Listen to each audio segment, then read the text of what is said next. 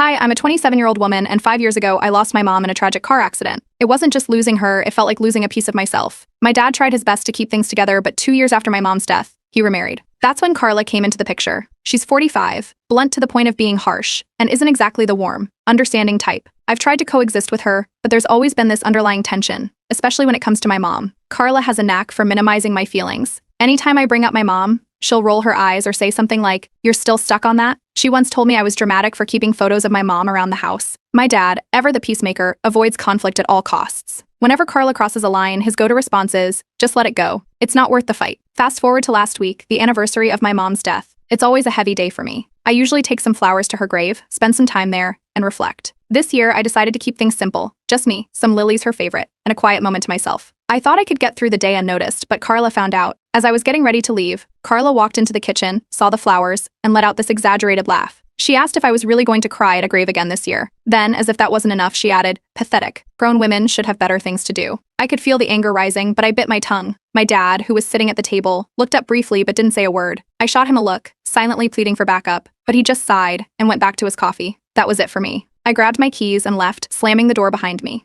At the cemetery, I tried to focus on my mom, but Carla's words kept playing in my head. I thought about how, for years, she's dismissed my grief like it's some kind of character flaw. I thought about my dad's silence, how he never stands up for me, and how alone I feel every time this happens. By the time I got home, I'd made up my mind, no more biting my tongue. If Carla wanted to act like my grief was a joke, she needed a wake-up call. The universe, it seems, had its own plans for Carla. Just a week later, her dog, Rocky, passed away. She'd had him for 10 years, and to Carla, he wasn't just a dog, he was her baby. I came downstairs one morning to find her sitting at the dining table, red-eyed and sniffling, with a photo of Rocky in front of her. For the next few days, the house was like a memorial for Rocky. Carla put up photos, wrote these long, emotional posts on Facebook, and even lit a candle in his memory. My dad was all over it, comforting her, telling her it was okay to cry, and reassuring her that Rocky was in doggy heaven. I didn't say much. Not because I didn't care. Losing a pet is devastating, but because I couldn't shake the irony. This was the same woman who mocked me for grieving my mom, a human being. Watching her fall apart over Rocky was like watching karma unfold in real time. The breaking point came at a family dinner a few nights later. Carla was talking about how hard it was to lose Rocky, how she missed his wagging tail and the sound of his paws on the floor. Everyone was nodding sympathetically, except me. I just sat there,